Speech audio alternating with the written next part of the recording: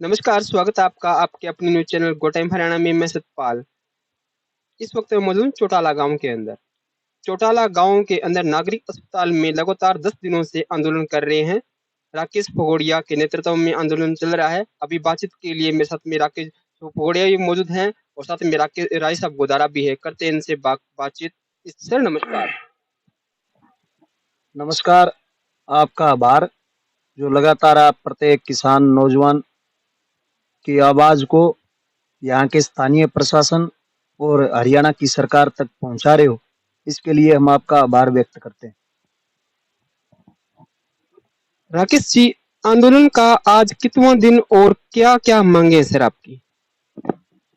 चौटाला के कम सामुदायिक स्वास्थ्य केंद्र में विगत 1 दिसंबर से और आज लगातार 10वें दिन गांव में स्वास्थ्य केंद्र में जो 11 एमबीबीएस के पद रिक्त पड़े हैं, उन पदों को भरने एवं जो वहाँ लैब टेक्नीशियन का, रेडियोग्राफर का, नर्सिंग स्टाफ, इसके साथ साथ जो स्वास्थ्य केंद्र के अंदर तमाम जो पद वर्षों से रिक्त पड़े हैं, उन पदों को तत्काल भरे जाने और स्वास्थ्य केंद्र की जो मोर्चरी पिछले 23 वर्ष से बंद पड़ी है 1999 से, उस मोर्चरी को शुरू करने, स्वास्थ्य केंद्र में ऑपरेशन थिएटर को शुरू करने और यहाँ 2 विशेषज्ञ, बाल रोग विशेषज्ञ और महिला रोग विशेषज्ञ, 2 चिकित्सक की तैनाती करने की मांग को लेकर लगातार 10 दिन से हमारा आंदोलन चल रहा है।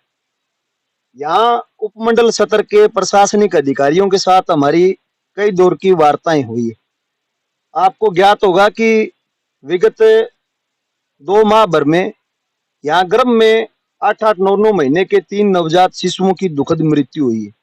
उसके बाद में जब हमने इस स्वास्थ्य केंद्र का निरीक्षण किया तो यहाँ अनेक अनियमितताएं हमने पाई और यहाँ देखा कि जो एमबीबीएस के पद हैं वो सारे पद रिक्त पड़े हैं। उसके साथ साथ यहाँ न तो बाल रोग विशेषज्ञ है और ना यहाँ स्त्री रोग विशेषज्ञ है। दूसरे भी यहाँ जो पद थे वो रिक्त पड़े हैं। पूरे स्वास्थ्य केंद्र की व्यवस्था यहाँ बिगड़ी हुई है। हम समझते हैं कि अगर यहाँ बाल रोग विशेषज्ञ और स्त्री रोग विशेषज्ञ दोनों चिकित्सकों की तैनाती होती तो जो तीनों मौतें हुई है वो मौत बच्चों की गर्भ में मौत नहीं होती, क्योंकि गायनोलॉजिस्ट जो स्त्री रोग विशेषज्ञ होती है वो यहाँ स्वास्थ्य केंद्र में इलाके की बहन बेटियों को महीने दर महीने उनकी स्थिति से अवगत करवाती रहती हैं और अगर उन्हें कहीं स्थिति गंभीर लगती है तो वो उन्हें दूसरी जगह कहीं रेफर भी कर सकती है जहां इस स्वास्थ्य केंद्र से ठीक अच्छा उपचार होता हो। तो ये तमाम प्रकार की बातें थी। सभी अव्यवस्थाओं को जब तक दुरुस्त नहीं किया जाता और जब तक इस स्वास्थ्य केंद्र के तमाम रिक्त पदों को नहीं भरा जाता, तब तक निश्चित रूप से हम इस लड़ाई को जोरदार तरीके से जारी रखेंगे। जिस प्रकार मैंने आपको बताया कि यहाँ उपमंडल सत्र के प्रशासनिक अधिकारियों के साथ हमारी कई दौर की वार्ताएं हुई, उन वार्ताओं में कोई भी वार्ता हमारी सिरे नहीं चढ़ी। किसी भी वार्ता के अंदर कोई सक्षम अधिकारी यहाँ आज तक नहीं आया स्वास्थ्य विभाग का। हालांकि तहसीलदार जी और जो दूसरे चिकित्सक थे वो वार्ता में जरूर आए। हम पहले दिन से कह रहे हैं कि जो सीएमओ है वो सक्षम अधिकारी है, सीएमओ और डबवाली के एसडीएम यहाँ धरना स्थल पर आकर के ग्रामीणों की इन जायज मांगों को वो समझे और बड़ी गंभीर समस्या है ये सरकार को अवगत करवाए और इन तमाम मांगों को मनवाने का काम करे। राकेश भगोड़िया जी, आंदोलन के दौरान क्या कोई आपकी मांगे मानी गई है अब तक? देखिए, जो 4-5 दौर की वार्ताएं हुई, उन वार्ताओं में प्रशासन ने अब तक यहाँ जो हमारी खून से संबंधित जांचों की जो मांग थी, पिछले 2 दिनों से यहाँ तमाम प्रकार की वो जांचें यहाँ हो रही है। तो एक तो ये मेरा चौटाला गांव व आसपास के ग्रामीणों से ये निवेदन है कि आप सारे साथी, जो गरीब साथी है वो सारे साथी स्वास्थ्य केंद्र में जाकर के अपनी वो जांचें करवाएं। कोई साथी अगर अस्वस्थ चल रहा है, क्योंकि निजी स्वास्थ्य केंद्रों के जब अपने उसमें उनमें जाते हैं वहां हजारों रुपए का खर्च आता है। खून से संबंधित जांचें यहाँ चल रही है। दूसरा जो मोर्चरी थी 23 वर्ष से मोर्चरी बंद पड़ी थी 1999 से। वो मोर्चरी, उसमें अब साफ सफाई और उसको संचालित करने के लिए उसका कार्य प्रगति पर है।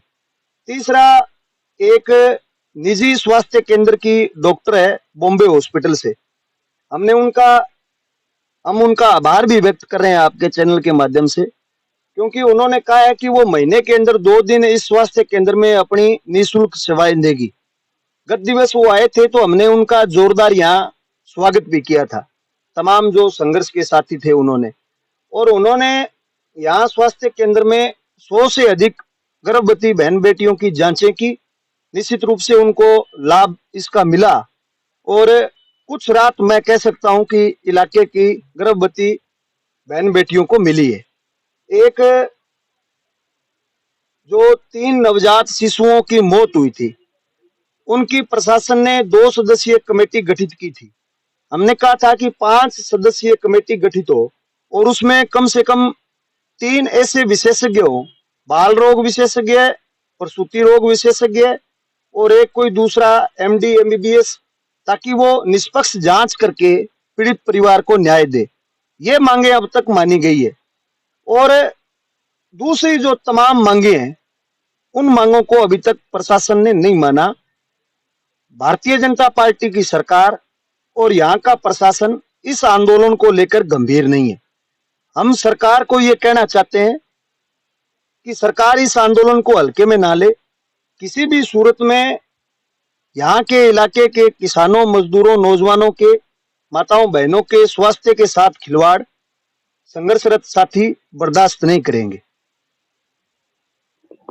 राकेश पगोड़िया जी, इसे देखकर आगामी क्या रणनीति रह सकती है आगे? देखिए, आज 10 दिन से हमारा ये आंदोलन चल रहा है और इसमें इलाके के नवनिर्वाचित जो जनप्रतिनिधि साथी हैं, वो इसके साथ जो पूर्व में जनप्रतिनिधि साथी रहे हैं, नवनिर्वाचित जनप्रतिनिधि लोग भी सभी नहीं आते, उनमें से कई साथी हमारे आ रहे हैं। और उनको मैं आपके चैनल के माध्यम से ये कह रहा हूं कि जो साथी यहाँ आंदोलन में आते हैं, उनको हम ये लड़ाई, ये संघर्ष जीतने के बाद सम्मानित भी करेंगे। और जो नहीं आ रहे इस आंदोलन में, ये जायज मांग जो कि जनता की स्वास्थ्य जो सबसे जरूरी चीज है, स्वास्थ्य केंद्र को, इस सरकारी संस्थान को बचाना, इससे बड़ी कोई मांग नहीं हो सकती। उसमें भी अगर कोई जीता हुआ जनप्रतिनिधि नहीं आता, निश्चित रूप से हम जवाब मांगेंगे। जनता को इस बात के लिए भी लामबंद करेंगे कि वो उन जनप्रतिनिधियों से ये जवाब मांगे कि आपने इस संघर्ष में भागीदारी सुनिश्चित क्यों नहीं की। जनप्रतिनिधि जो साथी आ रहे हैं, इसके साथ साथ यहाँ आसपास के गांव के हजारों हजार ग्रामीण इस संघर्ष में अपनी भागीदारी सुनिश्चित कर रहे हैं। लेकिन जिस प्रकार मैंने आपको बताया कि सरकार कहीं न कहीं गंभीर नहीं है, तो आज दोपहर के बाद हम सारे साथी बाजार में निकले हैं। अभी हम मुख्य बाजार में खड़े हैं, तो यहाँ चौटाला गांव व आसपास के गांव में हम सारे साथी जनसंपर्क कर रहे हैं और एक एक साथी को हम बता रहे हैं कि इस प्रकार अपना आंदोलन जो चल रहा है, उसको आगे हमें मजबूत करना है। सोमवार को हजारों हजारों लोग इस संघर्ष में भागीदारी सुनिश्चित करेंगे और निश्चित रूप से सड़कों पर उतरेंगे और मौजूदा गठबंधन की भारतीय जनता पार्टी की सरकार को, खट्टर को इस बात के लिए मजबूर करेंगे कि उसे ग्रामीणों की तमाम जायज मांगों को मानना पड़ेगा। इन जायज मांगों से मौजूदा सरकार असहमति दर्ज नहीं करवा सकती। इसलिए हम सारे साथियों से आज और कल पूरे दिन ये आह्वान करेंगे कि वो सोमवार को सारे साथी वहां धरना स्थल पर पहुंचे। Thank you Rakesh ji. अभी बातचीत के लिए मेरे साथ में राय साहब गोदारा हैं, करते हैं इनसे बातचीत। सर नमस्कार। नमस्कार सर। सर, आप 10 दिनों से आंदोलन पर बैठे हैं सर, क्या कहना चाहेंगे सर? मैं कहना चाहूंगा कि पुराने युग से कहावत चली आ रही है, पहला सुख निरोगी काया। तो इतना बड़ा हॉस्पिटल इस चौटाला गांव में होते हुए भी अगर आम जनता को स्वास्थ्य सुविधाएं नहीं मिल रही है, तो इसके लिए सरकार जिम्मेवार है। अगर स्वास्थ्य अगर सही नहीं होगा आम आदमी का, तो वो क्या प्रगति करेगा? क्या सरकार के पास ऐसी सुविधाएं नहीं है कि वो आम आदमी को उसके स्वास्थ्य के प्रति गंभीर करे और उसको स्वास्थ्य सुविधाएं उपलब्ध कराएं। पिछले दिनों में 3 नवजात शिशुओं की यहाँ मृत्यु हो गई, उस पे सरकार गंभीर नहीं है। तो मैं सरकार से आग्रह करूंगा कि यहाँ उचित चिकित्सकों की भर्ती करे और लोगों को उचित सुविधाएं उपलब्ध कराएं। इस दौरान आगामी क्या रणनीति रहेगी सर आपकी? हमारी यही रणनीति है कि जब तक सरकार यहाँ चिकित्सकों का यहाँ परमानेंट जब तक स्थापित नहीं करेंगे तब तक ये आंदोलन जारी रहेगा। और इलाका वासियों से मेरी यही अपील है कि ज्यादा से ज्यादा संख्या में पहुंचकर सरकार को नींद से जगाए और यहाँ ये उचित चिकित्सक यहाँ जब तक ना आए सरकार के समक्ष अपनी मांगे रखते रहें। Thank you sir. तो ये थे मेरे साथ में किसान नेता राकेश फोगड़िया व राय साहब गोदारा थे, जिन्होंने बताया कि आगामी हमारी क्या रणनीति रहेगी और लगातार 10 दिनों से आंदोलन पर जुटे हुए हैं। आपको वीडियो कैसी लगी? लाइक, कमेंट और शेयर जरूर कीजिएगा। धन्यवाद। जय हिंद, जय भारत।